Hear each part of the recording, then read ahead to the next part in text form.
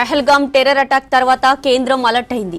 దేశవ్యాప్తంగా అక్రమ వలసదారులపై ఉక్కుపాదం మోపింది. వలసదారులను గుర్తించేందుకు స్పెషల్ ఆపరేషన్ చేపట్టారు పోలీసులు.